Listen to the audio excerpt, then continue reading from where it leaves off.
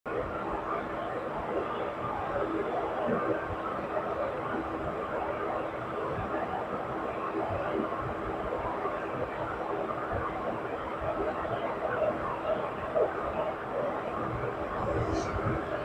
शांति। आज मुरली की डेट है 23/6/2025। आज का सार है, मीठे बच्चे, तुम्हारा पहला पहला पाठ है, मैं आत्मा हूँ, शरीर नहीं।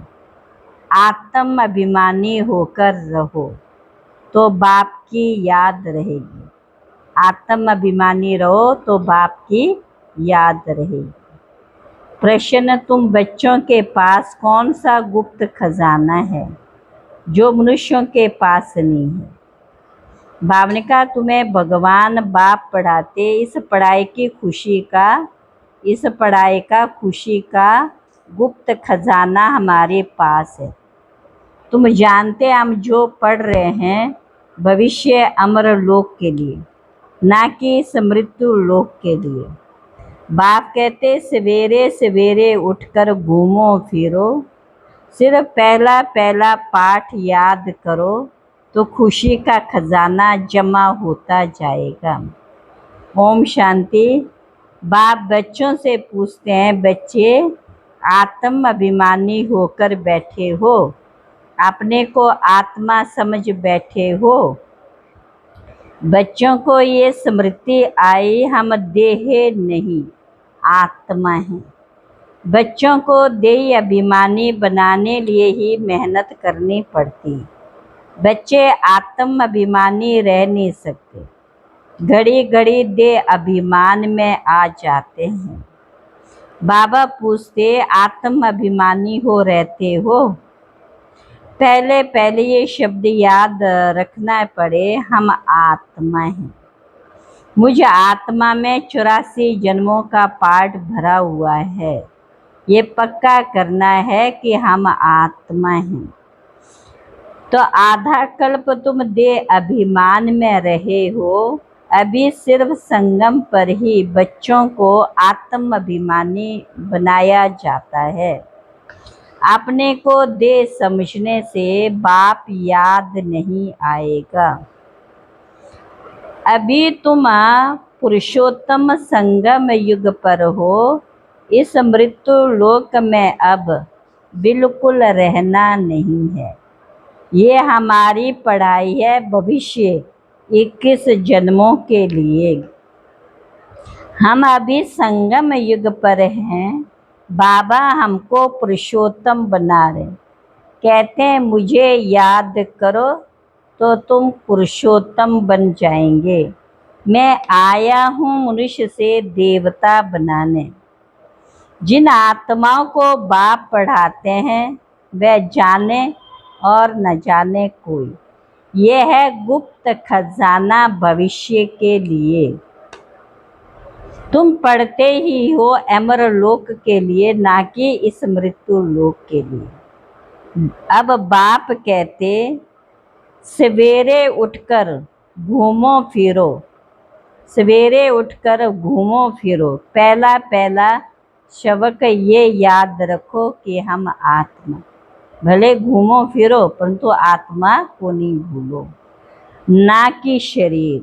हमारा रूहानी बाबा हमको पढ़ाते हैं, बुद्धि में सारा ज्ञान है।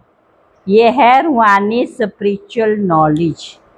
बाप ज्ञान का सागर, स्पिरिचुअल फादर, वह देही का बाप, बाकी तो सभी देह के संबंधी है।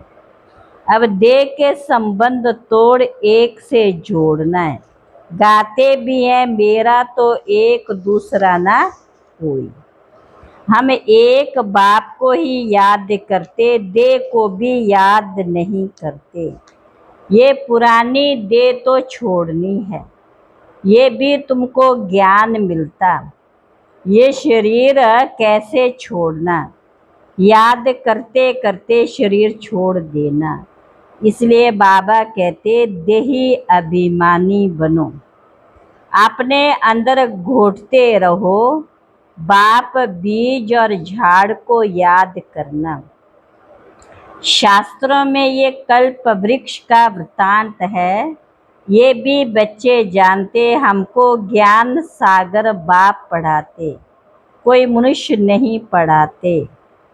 ये कहते मैं पुरानी देह का आधार ले तुमको पढ़ाता हूँ, कल्प कल्प मैं तुमको पढ़ाता हूँ, फिर कल्प कल्प भी ऐसे ही पढ़ाऊँगा, जैसे अभी पढ़ाया फिर पढ़ाऊँगा। बाबा कहते हैं मैं ही पतित पावनो, मुझे ही सर्वशक्तिवान कहते, परंतु माया भी कम नहीं, वह भी सर्वशक्तिवान है। कहाँ से गिराया अब याद आता है ना, 84 के चक्र का भी गायन है। ये मनुष्यों की बात है, बहुत पूछते हैं जानवरों का क्या होगा। अरे यहाँ जानवर की बात नहीं है, बाप भी बच्चों से बात करते, बाहर वाले तो बाप को जानते नहीं, तो वह क्या बात करेंगे।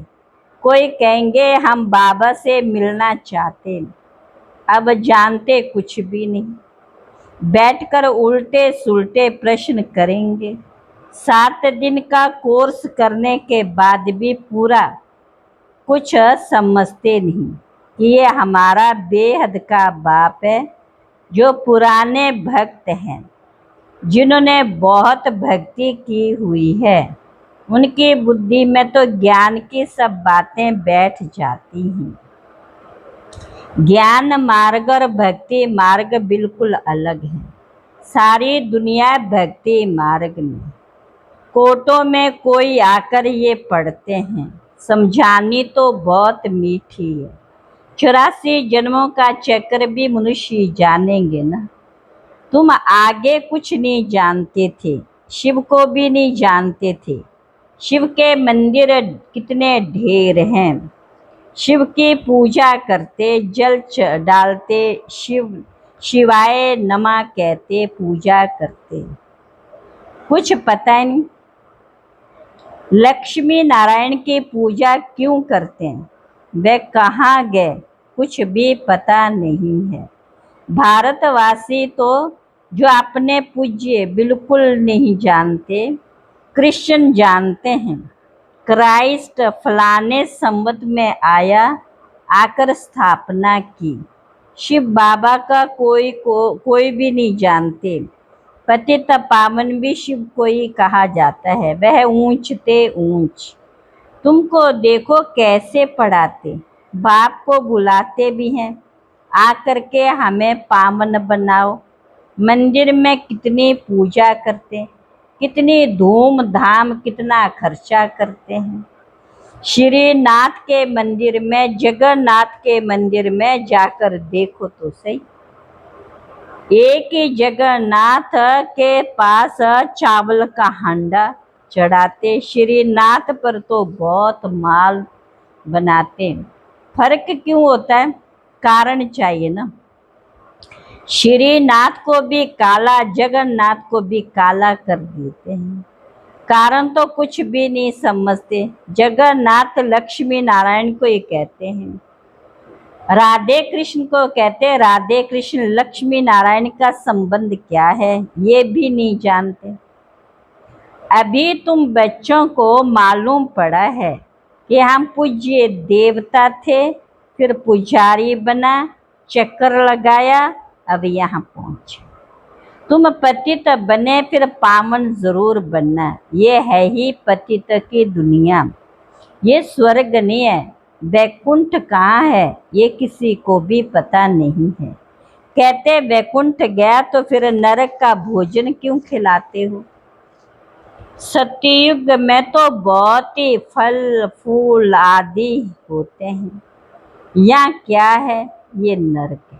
अभी तुम जानते बाबा द्वारा हम स्वर्गवासी बन रहे, तुम ही कहते हो बाबा हम 5000 वर्ष पहले ये बने थे। तुम ही जानते कल्प कल्प ये अमर कथा बाबा से सुनते हैं। शिव बाबा ही अमरनाथ है, अमरपुरी में ले जाने वाला है। ब्राह्मणों का दिन फिर है ब्राह्मणों की रात, बाप समझाते तुम ब्राह्मण हो ना। आदि देव भी ब्राह्मणी था, देवता नहीं कहेंगे। आदि देव के पास भी जाते, देवियों के भी कितने नाम हैं। तुमने सर्विस किया तब तुम्हारा गायन है। भारत जो वाइसलस था वह फिर विशेष बन गया। अभी रावण राज्य है ना। संगम युग पर तुम बच्चे अभी पुरुषोत्तम बनते हो पुरुषार्थ से। तुम्हारे पास बृहस्पति की दशा अविनाशी बैठी हुई है।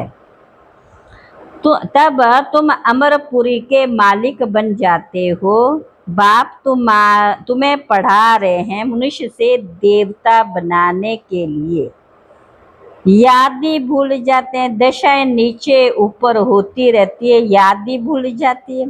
बाप ने कहा बच्चे मुझे याद करो। गीता में भी भगवानो वाचे काम मा शत्रु पढ़ते भी हैं, परंतु विकार को जीतते थोड़ी हैं। भगवान ने कब कहा? 5000 वर्ष हुआ। अब फिर भगवान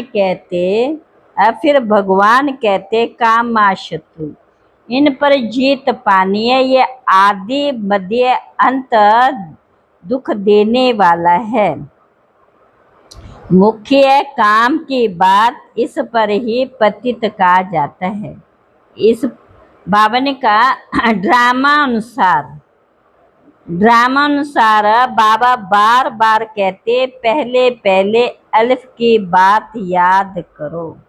श्रीमत पर चलने से तुम श्रेष्ठ बनेंगे। दैवी गुण धारण करना है, किसको भी दुख नहीं देना है, सबको रास्ता बताते जाओ। बाप कहते मुझे याद करो तो पाप कट जाएं। पतित पामन तुम मुझे ही कहते हो ना।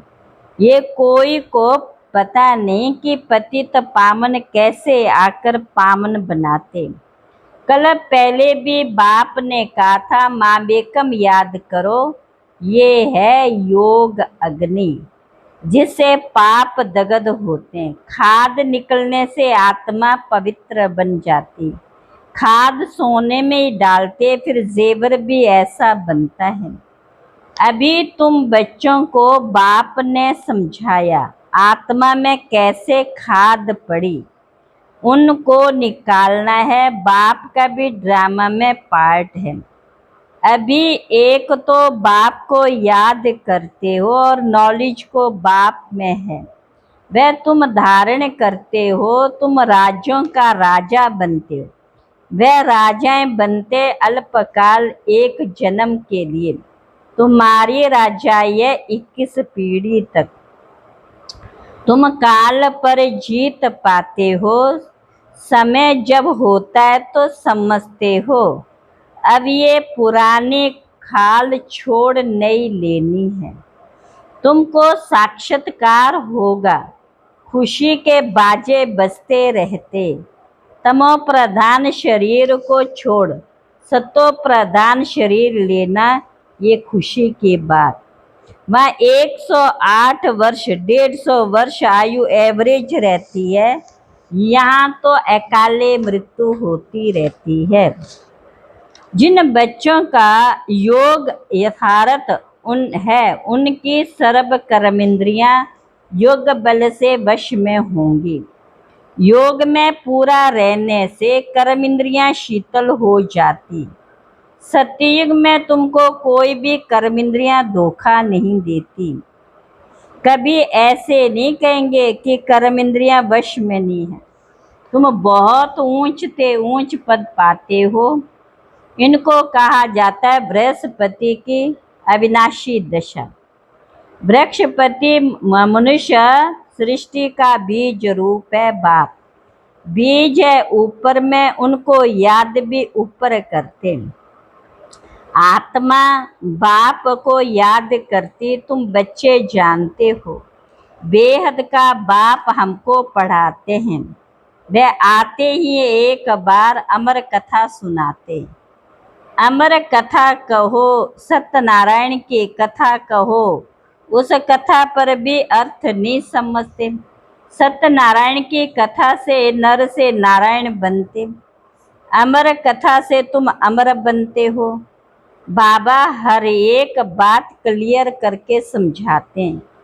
अच्छा, मीठे मीठे सिकला बच्चों प्रति माता पिता बाप दादा का याद प्यार गुड मॉर्निंग। रूहानी बाप की रूहानी बच्चों को नमस्ते।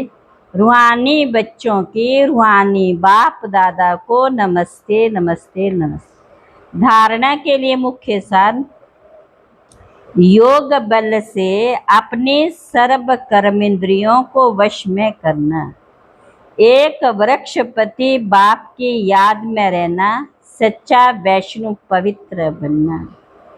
दूसरा, सवेरे उठकर पहला पाठ पक्का करना कि मैं आत्मा शरीर नहीं। हमारा रूहानी बाप हमको पढ़ाते ये दुख की दुनिया अब बदलनी है। ऐसे बुद्धि में सारा ज्ञान सिमरण होता रहे। वरदान, हर खजाने को कार्य में लगाकर पद्मों की कमाई जमा करने वाले पद्मा पदम भाग्यशाली भव। हर सेकंड पद्मों की कमाई जमा करने का वरदान ड्रामा में संगम के समय को मिला हुआ है। ऐसे वरदान को स्वयं प्रति जमा करो और औरों के प्रति दान करो। ऐसे संकल्प के खजानों को, ज्ञान के खजाने को, स्थूल धन रूपी खजाने को कार्य में लगाकर पद्मों की कमाई जमा करो, क्योंकि इस समय स्थूल धन भी ईश्वर अर्थ समर्पण करने से एक नया पैसा एक रत्न समान है वैल्यू का हो जाता है। तो इन सर्व खजानों को स्वयं के प्रति व सेवा के प्रति कार्य में लगाओ तो पद्मा पदम भाग्यशाली बन जाएंगे। क्या बन जाएंगे? पद्मा पदम भाग्यशाली बन जाएंगे। स्लोगन, जहाँ दिल का स्नेह है, जहाँ दिल का स्नेह है वहाँ सबका सहयोग सहज प्राप्त होता है, वहाँ सबका सहयोग सहज प्राप्त होता है।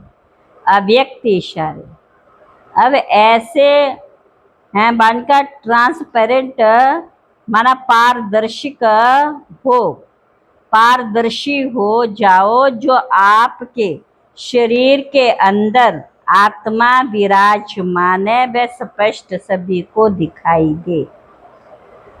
आपका आत्मिक स्वरूप उन्हों को अपने आत्मिक स्वरूप का साक्षात्कार कराए। इसको कहते हैं अव्यक्त व आत्मिक स्थिति का अनुभव कराना। अव्यक्त व आत्मिक स्थिति का अनुभव कराना। अच्छा, ओम शांति।